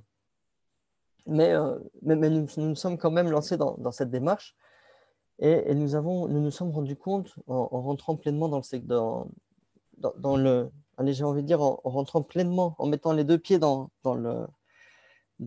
de l'avion, en fait, nous nous sommes rendus compte qu'il y avait pas mal d'aides, pas mal de choses que nous pouvions faire. Premièrement, nous avons eu accès à des subsides et à de nouveaux partenariats qui nous ont permis de mettre en place nos différents projets. En plus de ça, nous avons tissé des partenariats avec nos différents clients, fournisseurs, etc., pour essayer de mettre en place une politique qu'on appelle la politique de l'euro pour l'euro. C'est-à-dire que nous avons réussi à conserver pour le consommateur un prix démocratique en veillant à ce que les différents intervenants de notre chaîne d'approvisionnement ne fassent pas de marge supplémentaire au vu de l'augmentation du prix du cacao lié, par exemple, à notre label Fairtrade. Et donc, concrètement, qu'est-ce que ça veut dire? Ça veut dire que 1 euro en plus payé au producteur de cacao, c'est 1 euro en plus payé par le consommateur, ni plus ni moins. Et tout le reste des différents, toute la différence supplémentaire, tous les surcoûts supplémentaires ont été absorbés par la chaîne de distribution. Ce qui nous a permis de faire un switch finalement en gardant un prix tout à fait démocratique et avantageux pour le consommateur. Puis finalement, notre perte supposée de profit est compensée par le fait que ça nous permet maintenant de nous positionner comme un nouvel acteur dans le marché belge et international et d'aller chercher de nouveaux clients, d'avoir de nouvelles j'ai envie de dire, une nouvelle vitrine, de nouveaux endroits où on nous permet de nous exprimer. Et ça, finalement, c'est ce qu'on voit aujourd'hui ici, vu que c'est parce que nous sommes rentrés dans cette démarche que la WEX nous a contactés pour témoigner aussi. Donc, ça nous a ouvert tout un tas d'opportunités, tout un tas de portes qui font que finalement, il y a effectivement un coût, mais il y a aussi de nombreux bénéfices qui sont liés à cet engagement. Merci beaucoup, Vicente. Je vais arrêter ici notre dialogue en vue du temps et pour laisser quelques minutes aussi si quelqu'un souhaite vous poser des questions. Voilà, merci beaucoup, Mme Tourneur. Merci beaucoup, merci beaucoup à tous les deux. Effectivement, j'ai l'une ou l'autre question qui sont parvenues. Alors, quelque chose de très, très pratique à l'intention de Galère. J'ai un des participants qui souhaiterait que vous rappeliez le nom de la société qui a réalisé l'audit et votre coaching en développement durable. Alors, oui. C'est YouCan. C'est Y. Enfin, si vous voulez, je peux vous l'écrire dans les commentaires. Ce sera J'ai une question également pour Monsieur de Wassège, d'un participant qui nous mentionne que voilà, la Société Galère a mis en avant la volonté de changement de paradigme en passant du rapport de force vers plutôt une convergence d'intérêts. Et dans ce cadre-là, le participant nous demande s'il existe une réelle concertation actuellement en dehors des différents conseils d'entreprise entre les organisations d'employeurs et les organisations syndicales autour des questions environnementales. Si oui, où se situe-t-elle? Sinon, existe-t-il une volonté de la mettre en place? Oui, donc excellente question. Oui, bien sûr, ce lieu existe. Hein. Il y a même plusieurs. On peut citer en numéro 1, je dirais le CESE, donc le Conseil économique, social et environnemental de Wallonie. Donc, c'est une évolution majeure qui a été décidée par le précédent gouvernement wallon. Auparavant, on parlait de CESW, le Conseil économique et social de Wallonie. Et donc, depuis la précédente législature, a été ajouté le E de environnemental. Et donc, il y a trois bancs, si on peut les appeler comme ça maintenant. Avant, il y avait le banc patronal et le banc syndical. Il y a maintenant le banc environnemental qui est représenté par Inter-Environnement Wallonie. Donc, c'est une évolution forte et donc nous avons de nombreuses discussions, je dirais, tripartites sur le sujet, en sachant quand même et en rappelant que la question des objectifs de développement durable, évidemment, dépasse largement celle de l'environnement, comme ça a été souligné aujourd'hui. Il y a évidemment d'autres lieux. Je pense notamment à l'organisation de Shift, dont l'Union wallonne des entreprises est membre et qui a souvent énormément d'interactions entre les différents composants, puisque les syndicats sont aussi présents dans l'organisation de Shift.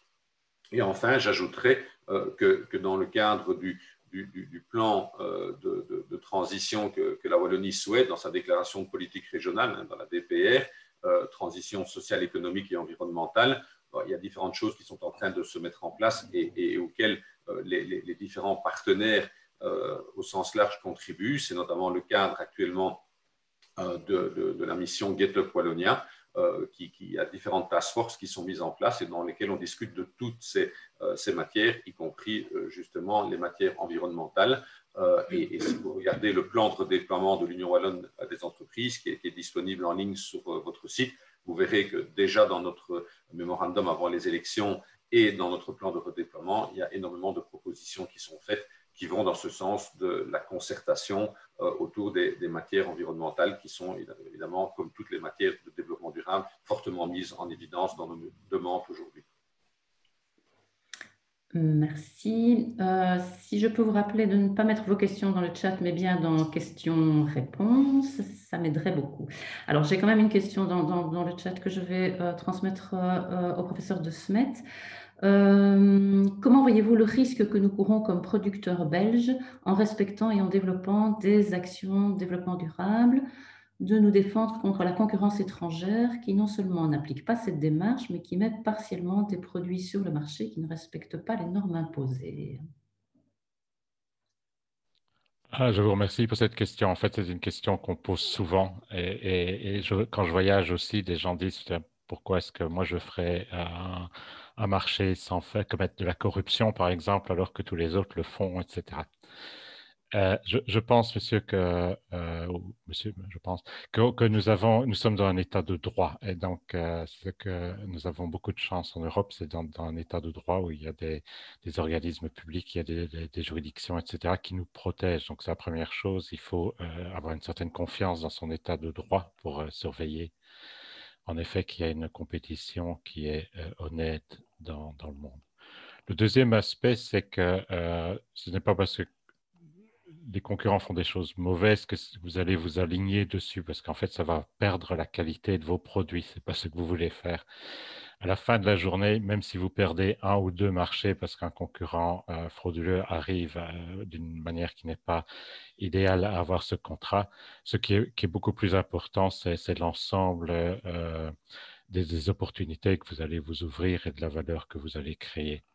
Donc, on est dans un monde où il ne faut pas chercher le plus petit dénominateur commun et donc baisser nos standards parce que je suis sûr que vous-même, en tant qu'employé, vous ne trouveriez pas normal de ne pas avoir un salaire minimum ou avoir une aide si on est au chômage technique, etc. Parce que dans certains pays, ça n'existe pas. Hein. Donc, je pense qu'on est dans une société où la durabilité veut dire qu'on essaye de se tirer vers le haut. Donc, je ne veux pas nier qu'il y ait des pressions commerciales, qu'il y ait des choses qui sont très peu satisfaisantes au niveau d'une entreprise quand on voit certains concurrents, certains agissements.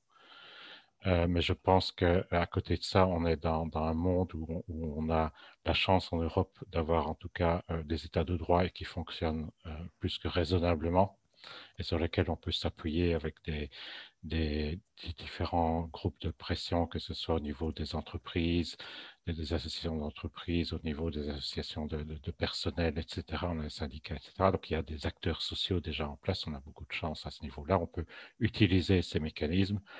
Et puis, on a une ambition, en fait, la durabilité, c'est l'ambition d'aller dans un monde meilleur d'une certaine façon, où on opère d'une façon plus transparente, etc. Et je dirais que la troisième chose, c'est que toujours dans les entreprises dans lesquelles nous avons travaillé, nous pensions qu'au long terme, cette stratégie de durabilité est une stratégie gagnante. Donc, il ne faut pas se braquer uniquement sur ces problèmes court terme. Je comprends qu'ils sont très énervants et peu satisfaisants parfois. Mais vous regardez pour votre entreprise, pour son développement à long terme, pour développer de nouveaux marchés, d'avoir de nouvelles propositions. Et à terme, le consommateur vous donnera raison parce qu'il va prendre vos produits parce qu'ils ont une supériorité technique, parce qu'ils sont une qualité, parce qu'ils ont une longévité, parce qu'ils peuvent être réutilisables, parce qu'ils ont été faits avec des matériaux durables. Et donc, toute la panoplie de l'offre que vous allez offrir sera tellement supérieure à celle de ces concurrents qui utilisent des moyens douteux qu'à terme, vos produits gagneront, j'en suis sûr. Donc, voilà ma réponse en quelques secondes à ce type de problématique. Merci. Alors, j'ai une intervention qui est plus une information qu'une question, mais que je diffuse à l'ensemble des participants. Une intervention de Monsieur Barra, des chambres de commerce et d'industrie de Wallonie, qui souhaite que nous vous signalions que les chambres de commerce viennent de lancer un programme de certification en entrepreneuriat durable pour les entreprises. Programme qui est organisé en collaboration avec le CIFAL avec lequel la WEX d'ailleurs collabore également aussi dans le cadre de préparation de cette brochure d'entrepreneuriat international dont Madame Delcominette vous a parlé tout à l'heure. Donc ce certificat en entrepreneuriat durable se fait en collaboration avec le CIFAL, l'antenne régionale de l'UNITAR, le VOCA, et le comité d'évaluation intègre différents experts du SPW et de l'UE aussi, ainsi que de la WAC. Je ne sais pas, Olivier, si vous voulez ou si vous avez un mot à ajouter par rapport à ça, mais c'est plutôt une information qu'une question en fait. Nous est mentionné. Alors, j'ai une question de Monsieur Desclés qui souhaitait savoir quel était le contact pour avoir, donc ça c'est pour la WEX, pour avoir un support de la WEX pour nous aider à introduire un dossier et les conditions d'éligibilité. C'est une personne qui me dit s'être connectée en retard. Je suppose que ça fait référence peut-être au dossier Grand Prix Wallonie, Pascal. Oui, mais je pouvais te laisser répondre, hein, bien sûr. Oui, donc en fait, il y a eu un petit échange dans les questions-réponses sur le Grand Prix, et notamment celui qui sera remis pour l'approche durable. Mais en fait, c'est la procédure des Grands Prix qui a lieu tous les 2 ans, hein, et qui, voilà, le principe de base, c'est la performance à l'exportation. Et ici, on a ajouté un prix qui additionne la performance à l'exportation, mais aussi la durabilité, l'approche durable dans sa globalité de l'entreprise et dans sa démarche internationale. Donc, c'est tous les 2 ans. Ici, c'est le prix qu'on devait remettre au mois de mai, mais bon, voilà, vous comprenez pourquoi ça n'a pas été fait.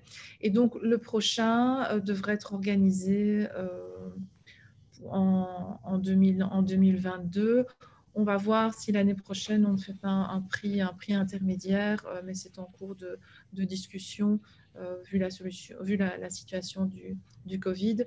Voilà, mais on informe, je ne sais pas encore vous dire quand on lancera les appels, mais on lance ça sur tous nos réseaux sociaux. Donc, si vous nous suivez d'une manière ou d'une autre sur LinkedIn, sur Twitter ou sur Facebook, ça ne pourra pas vous échapper. C'est l'occasion d'aller vous connecter, de devenir des followers de nos réseaux sociaux. Voilà, pour ce point-là. Une dernière question peut-être, puisque nous allons dépasser le temps imparti à ce webinaire. Voilà, bonjour, ma société fabrique des machines qui recyclent, c'est la société Ecodec, fabrique des machines qui recyclent les solvants sur site et évite donc de les faire évacuer et incinérer. Comment nous conseillez-vous de communiquer sur ces possibilités, sachant que les solutions sont méconnues, mais que les résultats sont intéressants du point de vue financier, tant du point de vue financier que de l'environnement?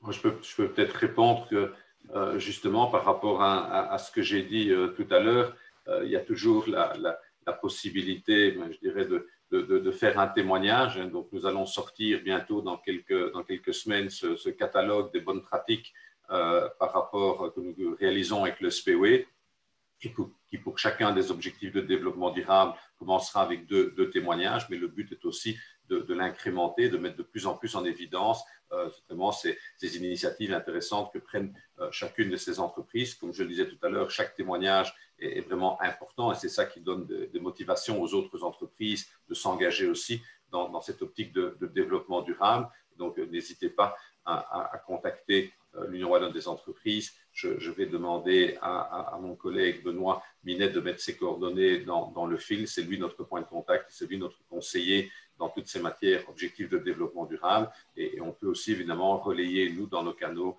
vos initiatives. On peut peut-être... Oui, vas-y Pascal. Je vous quitte simplement parce que je dois rejoindre une autre réunion. Je suis déjà un peu en retard. Merci encore à tous en tout cas, à la fois pour les intervenants, c'était précieux et to the point, et pour tous les participants qui nous ont fait le plaisir de nous rejoindre. À bientôt. Bientôt. Merci beaucoup, Pascal. Peut-être pour compléter la réponse à la question de la société Ecodec, comme Pascal l'a signalé tout à l'heure, nous sommes en train de mettre en place, et nous allons prochainement éditer, des répertoires sectoriels qui reprennent justement, pour mettre en valeur au niveau international, toutes ces technologies durables qui ont été développées par des entreprises wallonnes. Donc, c'est aussi un moyen de valoriser et ça sera utilisé par notre réseau un peu partout à l'étranger auprès d'acheteurs potentiels. Ça sera valorisé dans le cadre de grands salons internationaux où nous participons avec différentes entreprises d'ailleurs. Donc, faire connaître via une valorisation internationale est aussi quelque chose qui rentre dans le rôle de la WEX et auquel nous nous attachons pour le moment. Voilà, je pense que nous avons maintenant dépassé de 8 minutes le timing prévu pour ce webinaire. Je voudrais particulièrement remercier nos orateurs du jour. Je n'ai pas répercuté, j'ai répercuté que les questions et pas les félicitations et l'intérêt qui nous ont été communiqués, notamment dans le chat par différents participants.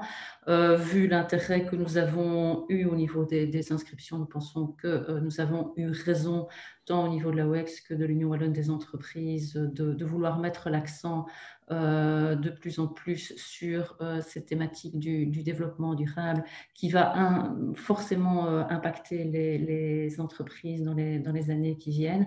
Je conclurai simplement sur ce bel échange finalement qui nous vient du professeur De Smet d'une part et de M. Balseca d'autre part, entre voilà, basons maintenant, enfin la vision managériale est particulièrement importante évidemment pour développer la durabilité. Elle devient indispensable pour poursuivre en prenant en compte toutes les attentes des parties prenantes, et j'ai trouvé cette information, cette présentation du professeur De Smet particulièrement intéressante, et ça peut vraiment être quelque chose de win-win, et là nous remercions la chocolaterie Galère pour avoir mis en exemple cette relation win-win que peut être le développement du business de l'entreprise d'une part et la durabilité et l'attention que les entreprises peuvent porter à notre planète. Je crois que ce sera le mot de la fin. Je vous remercie à tous pour votre participation, tant nos orateurs que nos participants. Et voilà, comme Olivier de la Siège l'a dit, tant l'Union wallonne des entreprises que la WEC, nous restons à votre disposition pour poursuivre dans cette direction. Merci à tous. Merci, au revoir. Ah, Olivier voudrait prendre... Non, c'était juste pour dire au revoir. Ah, voilà, ok, voilà. Merci à tous, au revoir.